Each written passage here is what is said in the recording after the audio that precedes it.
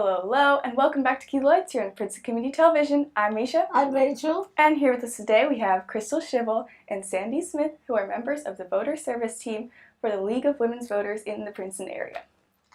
So to start us off, could you tell us what is the League of Women Voters? Well, thank you for having us. We'd love to talk about the League of Women Voters. Actually, the League of Women Voters is a misnomer right now because for, I imagine, the last 20 years or more, we have had men in our organization. And we also have young people, men and women, young men and women, because anybody who is 16 or over is welcome to join. And there's no membership fee for any student of any age. But we have kept the name League of Women Voters out of respect. Originally, it was a league for women voters. It was started by Carrie Chapman Catt on February 14th of 1920 in Chicago after the 50th convention of the National American Women Voters Association. Imagine 50 years of conventions. It took 72 years of struggle for women to be guaranteed the right to vote. And all of this took place actually 6 months before the 19th Amendment was ratified. So you can see what we have been working with. I think the purpose was to help women learn to become informed about issues and voting itself in anticipation of the ratification of the 19th Amendment. Now, the Princeton League was formed about 90 years ago. And there are 3 levels. There's the national level, LWVUS, the state level for the entire state of New Jersey, and local, Princeton Area, Hopewell, Lawrence. So that is basically the League of Women Voters. So, how did the levels get split up? That's a marvelous question. Do we know the answer to that one? Well, if you join a local league, you automatically join the state and national. And for example, if Princeton wants to have a position, our league, we are long advocates in the community for affordable housing. We've been very active in the Princeton community. That has to be consistent with state and with national. So it's more or less oversight of the organization. And how do you choose what positions of issue you are on? I think that was a very important part of the League's work. We study both sides of an issue, literally study like school, and then meet together after having read all the information that we can and come to consensus, which means that it's not a majority vote sort of thing, but it is a discussion that comes up with a position with which all of us are comfortable. Mm-hmm. And that becomes our position. Now, of course, that is only done in Princeton for Princeton issues like consolidation. We were, as a league, behind consolidation after our study. For state studies, all the leagues within the state have to study the issue and then come up with the consensus for the state, which of course has to be in line with the national consensus as well. Mm-hmm. And one of our recent ones that was driven by a local league in the state was human trafficking. So we studied it, we came up with the position we wanted, and then that was accepted at the national convention. So we were very proud of that because it originated in New Jersey.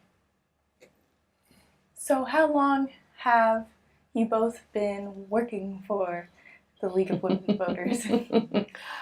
I've been in the League since about 1970 because I was very much impressed by a good friend where I lived whose mother was a president of the League in that town. And somehow I always thought, I want to grow up to be a League person. So after I finished college and had a baby, I joined the League in Illinois. where I was for several years. And when we moved to Princeton, I did things like voter service. I did a research about special education in the Princeton schools in the 1970s, and there's even a book in the library still.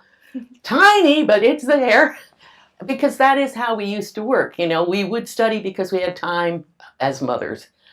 Then I went to work and didn't do anything for the league except register voters for several years. But after my retirement, I took over sort of being in charge of forums and voters' guides, which we can all explain later, for the league. And for me, I'm more or less the opposite. I'm not much younger than Chrystal, but I worked full time, and I joined about 7 years ago when I retired and when I had free time. And I ran into Chrystal outside the Princeton Library. She had a voter registration booth, so she was my first contact. And after talking with her, I joined and became involved helping her initially with voter service. And then helping with the whole entire Princeton Area League. It was a good meeting. So what are all these voter guides that you mentioned? Voter guides are well, the league has two purposes. One is to study issues and take positions, which we can advocate for. But voter guides come in the other section because the league is nonpartisan, which he wanted us to describe. A voter guide is, the league asks questions of the candidates, and we record their answers. In the old days, we literally typed them out on our typewriters. And then we sent them to a printing press and we sent it to everybody in the neighborhood. Well, that became impossible to continue.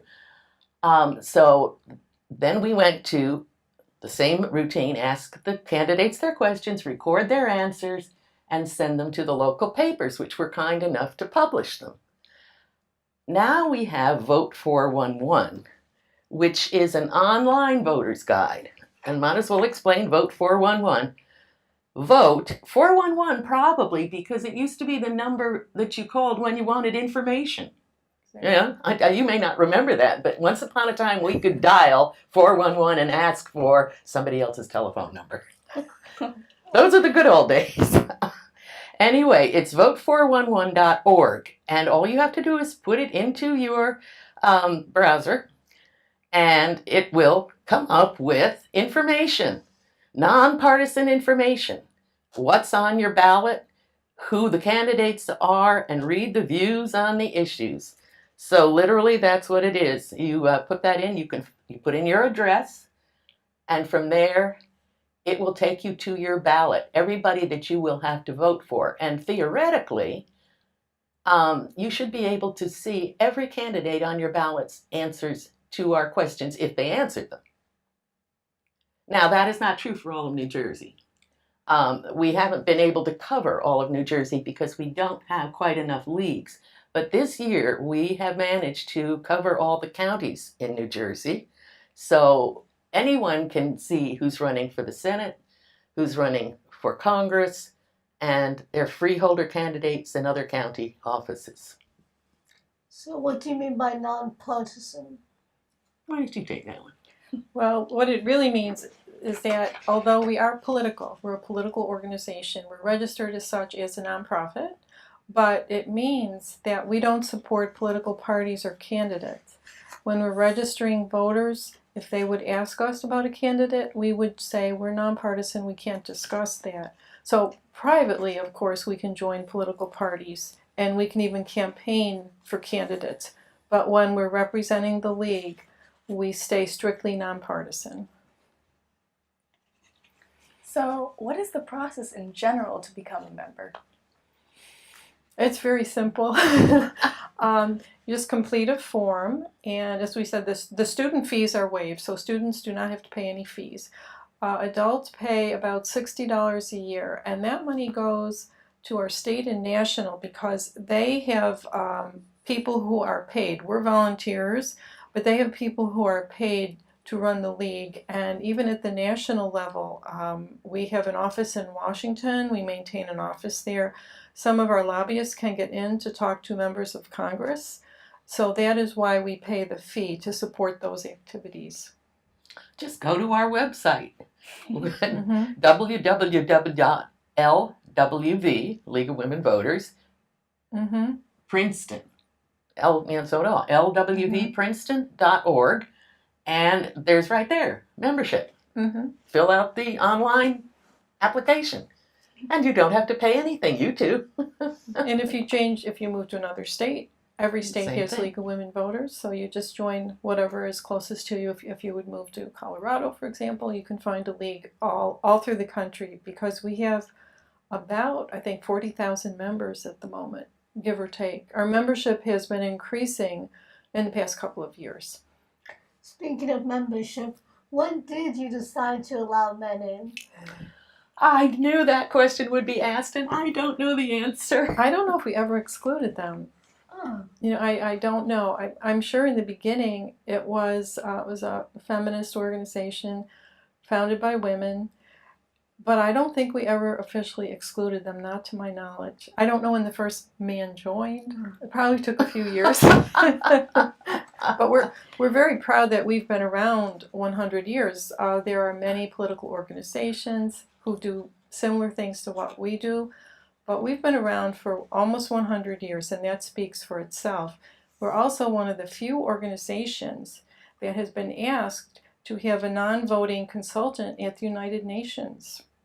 And so we have alternates as well, but for certain committees, when they meet, we have a representative there from the league who sits in. Of course, they're not non-voting members. The United States has an official representative to the United Nations, but we are asked, because of our reputation, to be present when certain committees meet. And one of our members, who has been doing this for a while, she's actually co-chairing one of the United Nations committees.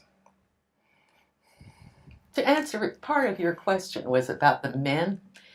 Let me read you part of the League's mission statement, which is, at this point, empowering voters, defending democracy. But here's what the League really wants. We envision a democracy where every person has the desire, the knowledge, and the confidence to participate. We believe in the power of women to create a more perfect democracy. So we're very inclusive, but we believe in the power of women because that's what we've been struggling for since we got to the United States or to America. So, being a member of the league, what does like a membership entail? So, how often do you meet? Or, like, say you are a member, what does like a month in the life of a member look like? And that really depends on the local league. There are some leagues that have few members and they don't meet very often, but we're all active in some capacity during the election season, voter service. That's what we do. That's our main work of the league. Princeton, we have a leadership committee, and we meet about 4 times a year. We always have an annual dinner where we have a speaker, because we have members who are very much in touch with the community, and they can find speakers for us who talk about issues that are important to us, such as secure voting machines. We had a lawyer come and talk to us about voting machines. And other than that, we do have to meet to discuss positions. National will come to us, and when we have our convention every other year for New Jersey, we talk about positions, and we elect a New Jersey leadership team as well.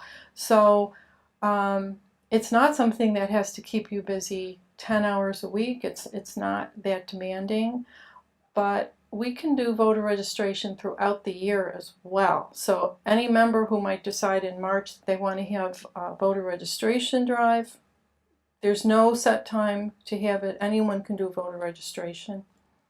so how old can you be to start registering as a member to the league? There's really no age limit. We've had students as young as 16 help. They wouldn't be the organizer, but they can help. So we encourage students. I love to have students helping with voter registration drives. That's our target, because students are the future, And you may know that the age range between 18 and 30 typically does not come out and vote very often. It's one of the lowest percentage group of voting. So we want to change that. Perfect. Well, right now we're going to bring in Jenny to continue part of the interview. Well, as she's fixing her mic, so speaking of young voters, what do you do to encourage people to go out and vote and register? One thing is that we have voter registration drives in the community, and we are going to be running a drive at Princeton University and in some of the local high schools. We have a member who last year registered 700 high school students. So we're very active about approaching the high schools and saying, can we come in? We're nonpartisan, we can help, and we like to work with students on that. So we've been very successful in the past few years registering high school students and community college students. So when we register them, we tell them about Vote 411, and we encourage them to see who's on their ballot. Don't just go to the polls and vote blindly. Get information before you go and vote. So that's how we do it. Right. And I often write letters to the newspaper that say, remember to vote on such and such a day. There's, I can't be partisan, but I can always remind people, and I always remind them where they can find the information. And we do forums which they can look at, because they're videotaped by Princeton Community TV. We've had a wonderful collaboration since 2010. Where they videotape the forums, and they are our co-sponsors, and people can go and actually see what their candidates said. So I have a question. Did you vote, Rachel? Yeah, I'm 18. I voted recent. Yeah, I think it was last May. You voted in the primary. Right. Yeah, I know, because I was there as the poll worker. Yeah, of the local election. Uh-huh. So that reminds me, how important do you think local elections are? Since most people really vote for the national, the president election. And what's the age you think that you can vote locally? The age you can vote locally For is elections. the same as national, which It's a is federal 18. law. Yes, federal law. And that was changed by an amendment to the Constitution in the 1970s. I think it was 1971, during the Vietnam War, because young people said, well, if I'm old enough to fight and die for my country, I think I should be old enough to vote for my country. And it extended voting to ages 18 to 21. What was your question before that? I wanted to answer that, and I can't remember what your question was now. Right before the age. How important local elections Local are? elections, yes. Now, we could tackle that one. Here in Princeton, they are enormously important, particularly the primary. You're right, most people go out only for the president. In Princeton, because there are so many more Democrats than Republicans, there tends to be a Democrat elected. So the primary election, which is, do you know what primaries are? Yeah, you do. Okay. Is where, the community chooses among the Democrats and among Republicans who are running. Well, this year we had, 6 Democrats running for 2 seats. And essentially that was could be where the vote for council took place. It's extremely important to vote in all elections on account of that. In another primary several years ago, Joe Butler was running for council and defeated Sue Nemeth by just 6 votes in the primary. And so she got to run for council, and poor Sue did not. Had 6 more people voted, would have come out the other way, or 7 more people. I mean, it's very, very important. You must have lots to add to that. Or think about your school board. The school board affects every family who has school-aged children, and even people who don't, because of taxes. And there are issues now with the concern about security in the schools and safety. Some school boards are voting to have armed officers in the schools. And this is causing concern. Some people think it's great, some people don't. But you should find a candidate for school board who feels like you do. If you're really upset about this, then you should find a candidate and vote for a candidate who agrees with you. Or conversely, if you think that it's a good idea, again, find a candidate. You can find both, but it's a very divisive issue. It's a very key issue. That's just one example of something that's having a daily impact on everybody in the community. And those are the kinds of questions we try to ask with Vote 411. So that, and in fact, many, I know that many of the leagues did ask that question. So when this comes out, which will be somewhere after October 5th, you will see the answers to that. Do you support or oppose? We're not taking a position, but we want the candidates to be able to say just exactly what they would like to see in their schools to make them safe. And also, we were one of the co-sponsors. We were approached to be a co-sponsor to the March for Our Lives in Princeton. I don't know if you were there in March. There were several thousand people there. And that's because the league does support gun control. So we were able to say, yes, we can be there to help you. And give support to students. The organizer of that particular event just was so incredible, and she also sent follow-ups about contact your congressman, local Congress, state Congress, tell them how you stand on this issue. So they're changing policy, and those policies are very important. What is your belief on gun control? The league's position in general is in favor of gun control. Of course, it depends on the state. And the new governor in New Jersey, as you probably know, he campaigned on a tighter gun control platform. And since he has been elected, he hasn't even been in office a year. And he has signed numerous bills tightening New Jersey laws, which are already pretty good. And I just want to mention that election last year for governor, that's any state voting for governor is a critical election. Only 35% of New Jersey registered voters bothered to go out and vote for governor. And he is signing legislation at a rapid rate that's changing life for everyone in New Jersey. So we want to see a lot more than 35% of the voters coming out to vote for such an important office. So what do you think of the future of voting in Princeton and the future voters? Do you think it will increase or decrease? It's hard to say, isn't it? But Princeton in general, if we do voter registration in Princeton, everyone's registered. So I think in Princeton, it's very good. This is a very active community. It's more on the national scale when you look at the national scale. And I haven't seen an analysis of who did not vote for governor. You know, where were the pockets of not voting? But obviously they're out there, and that's where we want to try to reach people. Because you'll find some communities have 80% of their voters come out and vote, and then other communities have 10. So we're trying to figure out what's going on and how can we help get the 10% up to 80%. Do you know anybody in your schools who doesn't plan to vote?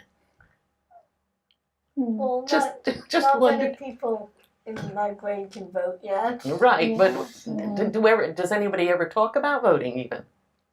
No. No, I never hear about voting in my school, honestly. See, there's where perhaps, it might be Yeah. fun if students started to get the ball rolling. I mean, do you Right. even take civics anymore? I did in 8th grade. 8th grade, oh. Eighth grade, that's a while ago. And was it interesting or pretty boring? It can be taught pretty boring. It was interesting. Good. I kind of forgot a lot of it. A lot of it probably could be more motivating to why, to give an issue to a student. Should marijuana? Yeah, that's a terrible one. Give me a good But one. that's one of the biggest, I guess, controversies and one of the biggest issues for New Jersey. is legalization or not of marijuana this year. That's taking up a lot of legislators' time and a lot of phone calls. It's a big issue. But students do have issues, and if they realize they actually can get their issue, no matter which side they're on, can influence whether what happens to their issue, maybe they would vote. I think we're just not looking at it. People feel powerless. They are not. You are the power. Each of us is equally powerful, but only if we exercise it. Based on that, what do you think is your importance to being a league?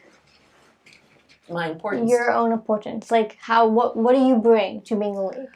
Hard work. Hard work. A lot of hours.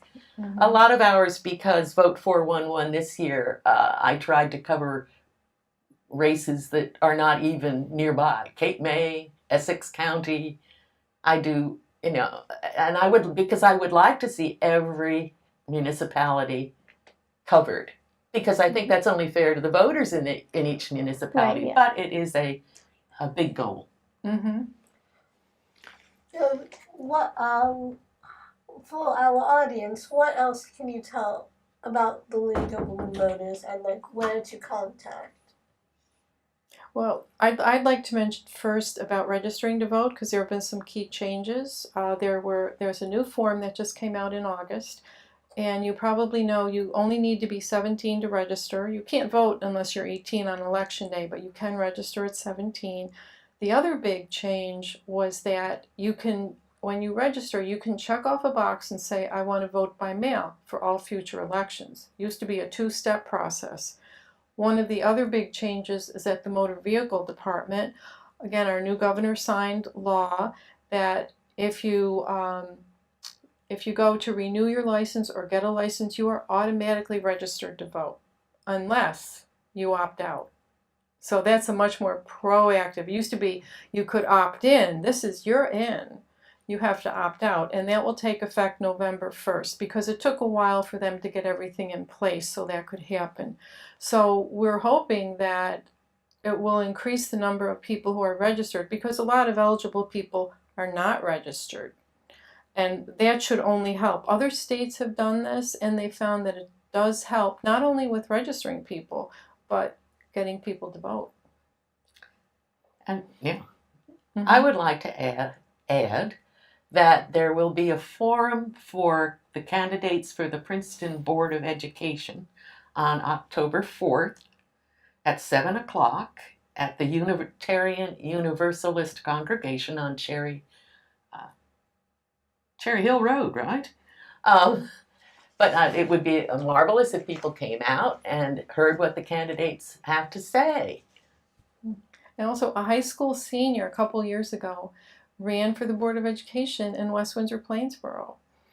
He didn't win, but he ran against a very, very well thought of candidate. But I was so impressed that he was only 18, and he said, if I'm elected, I will go to school locally. I will go to college locally. He really wanted to serve on the Board of Education. So if you're 18, you can hold office. So would you mind telling us again where to look for becoming a League of Women Voters? www.lwvprinceton.org. Thank you so much for coming in and spreading your knowledge about becoming a league. Thank you so much. See you next time. Bye.